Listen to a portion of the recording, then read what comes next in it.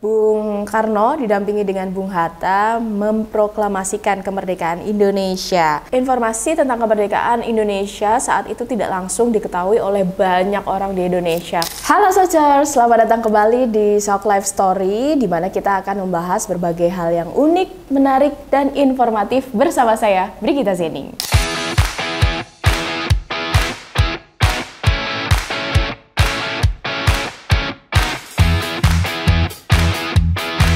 Nah, kali ini di Sok Life Story kita akan membahas fakta-fakta tentang kemerdekaan Indonesia yang terjadi pada 17 Agustus 1945.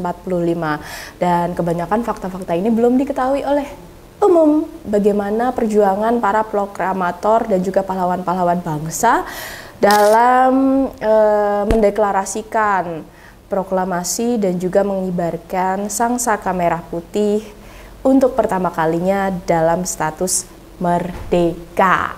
Nah, jadi pada tanggal 17 Agustus 1945, tepat pukul 10 waktu Indonesia Barat di Jalan Pegangsaan Timur nomor 56 Jakarta Pusat, Bung Karno didampingi dengan Bung Hatta memproklamasikan kemerdekaan Indonesia. Dan ini menjadi titik awal yang sangat bersejarah bagi berdirinya Republik Indonesia yang kita cintai ini. Dan saat itu pula lagu Indonesia Raya untuk pertama kalinya dikumandangkan serta pengibaran bendera merah putih. Tentu suasana proklamasi sangat hikmat karena ini menentukan masa depan bangsa kita hingga saat ini. Nah, tapi banyak fakta-fakta yang belum diketahui nih, Sochers. Sebenarnya informasi tentang kemerdekaan Indonesia saat itu tidak langsung diketahui oleh banyak orang di Indonesia karena kita tahu sendiri negara kita begitu sangat luas yang terdiri lebih dari 17.000 kepulauan dari Sabang sampai Merauke. Jadi, informasi mengenai kemerdekaan Indonesia secara masif disebarkan melalui media-media saat itu, seperti saluran radio yang bisa menjangkau seluruh pelosok negeri. Karena kan waktu itu televisi pun tidak bisa semuanya dapat, atau surat kabar, itu kan hanya terbatas distribusinya. Nah, ternyata proklamasi kemerdekaan negara kita itu tidak terjadi begitu saja. Ada sejumlah peristiwa besar dan juga perjuangan hebat yang melatar belakangi proses proklamasi itu. Di antaranya seperti jatuhnya bom Hiroshima dan Nagasaki pada 7 Agustus 1945 dan juga 9 Agustus 1945, di mana kedua peristiwa ini membuat Jepang menyerah tanpa syarat dan kemudian memberikan kemerdekaan kepada Indonesia. Nah, pada hari yang sama saat jatuhnya bom atom di Nagasaki, Bung Karno, Bung Hatta, dan juga Dr. Rajiman Widyodiningrat melakukan pertemuan dengan Marsekal Tauci di Dalat, Vietnam. Mereka diberitahu bahwa Jepang akan memberikan kemerdekaan kepada Indonesia.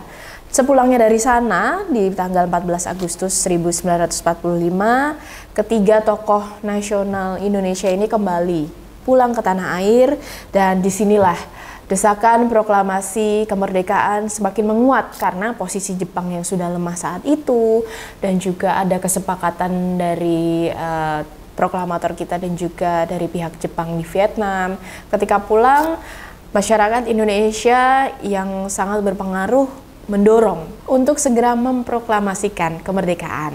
Sayangnya saat sampai di Indonesia, ketegangan ini mulai muncul, di mana golongan muda yang dipimpin oleh Sultan Syahrir, Wikana, dan juga Darwis itu mendesak Bung Karno dan juga Bung Hatta untuk segera memproklamasikan kemerdekaan setelah mendengar Jepang menyerah tanpa syarat kepada sekutu. Namun golongan tua menolak karena khawatir terjadi pertumpahan darah. Lalu ketegangan ini mencapai puncaknya manakala para golongan muda ini menculik Bung Karno dan juga Bung Hatta ke Rengas Dengklok atau yang kita kenal dengan peristiwa Rengas Dengklok. Nah, berkat mediasi dari Ahmad Subarjo, mereka akhirnya dibawa kembali ke Jakarta untuk mempersiapkan proklamasi.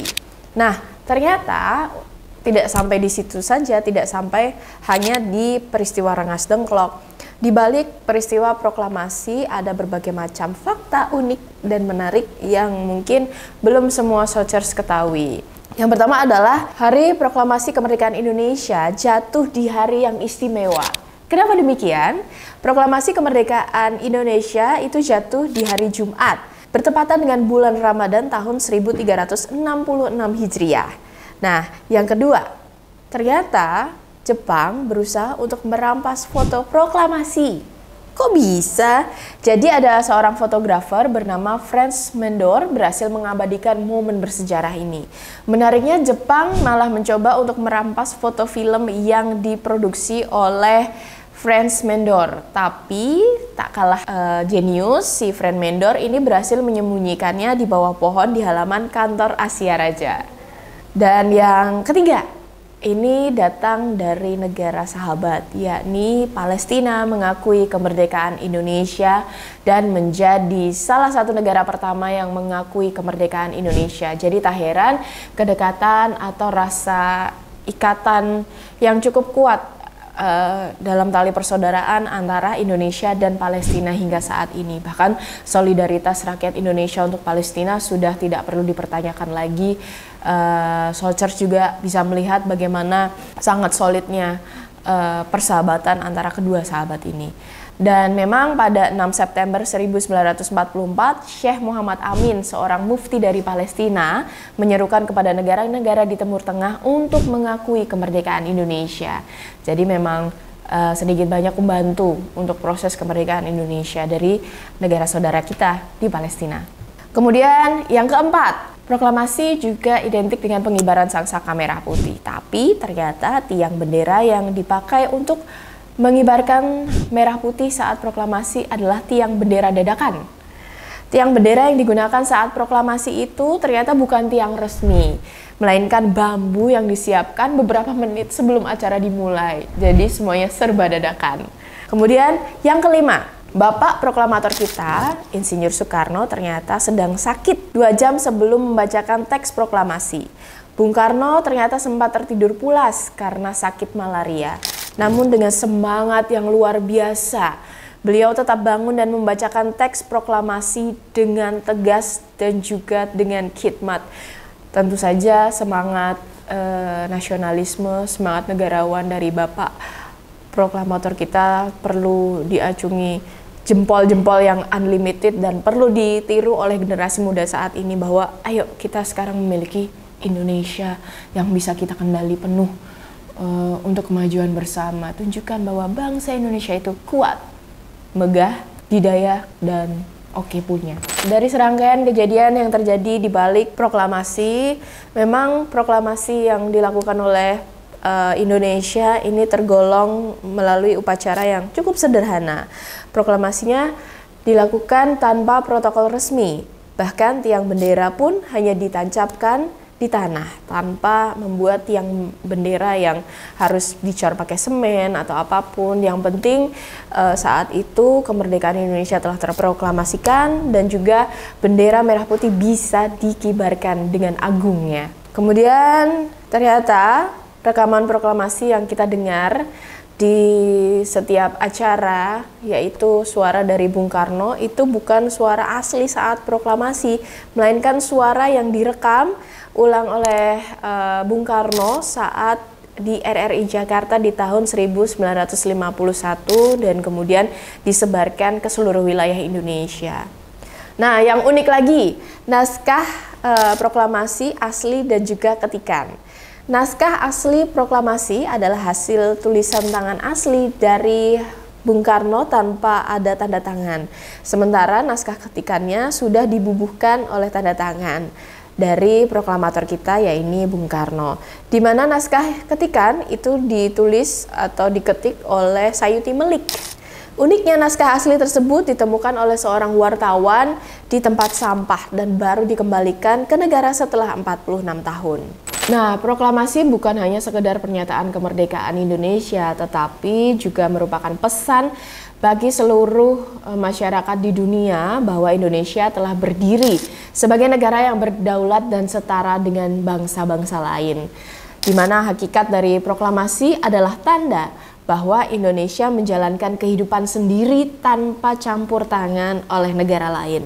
Dan proklamasi ini menjadi landasan Indonesia dalam menjalankan segala tata hukum kenegaraan dan juga cita-cita bangsa yang tercantum dalam proklamasi tersebut, sehingga harus terus diperjuangkan oleh generasi penerus termasuk kita saat ini, Sochers. Jadi ada pepatah mengatakan jangan tanyakan apa yang telah negara berikan kepadamu, tetapi pertanyakanlah apa yang telah kamu berikan kepada negara, di mana kita hidup di Indonesia, kita mendapat perlindungan hukum di Indonesia, ya kita harus membuat yang terbaik untuk Indonesia, baik itu dari prestasi ataupun hidup bermasyarakat sehari-hari. Setidaknya kita bisa berguna bagi society dengan tren positif di dalam kehidupan berbangsa dan juga bernegara. Jangan lupa taat juga pada aturan-aturan yang telah dibuat oleh pemerintah supaya kehidupan Indonesia yang sangat plural ini bisa berjalan dengan harmonis seperti kehidupan sehari-hari yang aman, damai, dan juga sentosa.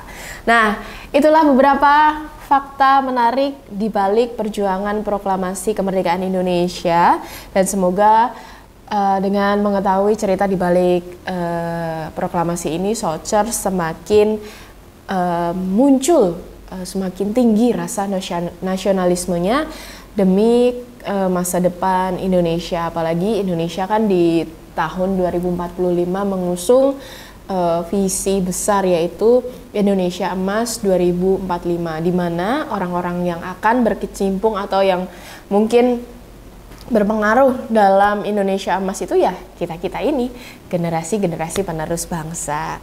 Nah, sekian Sok Life Story hari ini. Jangan lupa like, komen, dan juga subscribe untuk video-video menarik dan unik lainnya dari soklife.com. Saya Brigita Zening, sampai jumpa.